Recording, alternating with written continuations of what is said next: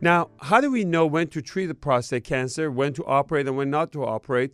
Of course, there's some over-treatment today because we don't have a great way to distinguish this. But as more and more genetic tests is coming in our life, we will be able to distinguish this and find out which prostate cancer is what we call a real pussycat or not really aggressive or indolent or slow-growing, and one is a real tiger, and that is going to escape and is a very aggressive prostate cancer. Yes, something called Gleason score may give us some information, but is every Gleason 7 or every moderate prostate cancer the same? And the answer is not.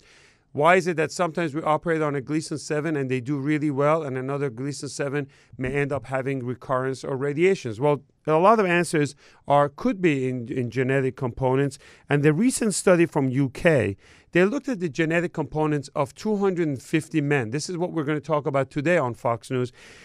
And out of these 250 men, they found out that if you look at 100 different genes, they all are diverse. They're not all the same. And not every person has similar genetic component. And that's when you're getting into the nuts and bolts of genetic mutations and genetic configuration of each patient. Something called precision medicine, meaning that two patients will come in with the same type of prostate cancer. One may need treatment and one is not going to need any treatment. And I think these genetic testings are going to really help us. This study comes from Cambridge in London, in UK, and the Cancer Institute over there, they're very excited about this. And I think what this is really going to pan out is that in the future, we're going to see that kind of deciding who should get biopsy or not. It's going to cut down on the unnecessary biopsies once we have the genetic components. Now, in our practice, in our center in Madison Avenue, and for anyone that has questions about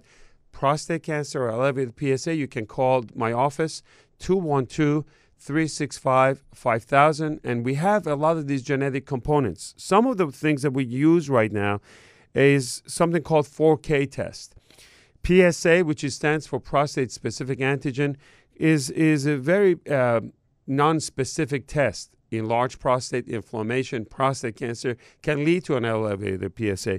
But 4K test consists of 4 different types of PSAs.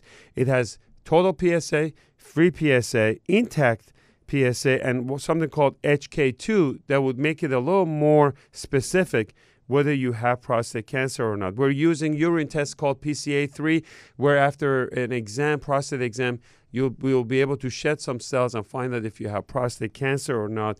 And obviously, if you have prostate cancer, using genetic tests such as Oncotype DX, which consists of 12 different kinds of genetic tests, or if you have a negative biopsy, looking at Confirm MDX. These are all genetic tests that are looking to see if biopsy is correct or not, looking at the component of that biopsy and find out if it's accurate or not. And there's something called Prolaris is another test that will tell us how aggressive is your prostate cancer. So a lot of these genetic tests are coming into our practice, and I think this study coming from UK is significant, and in the future we're going to use a lot of these genetic tests.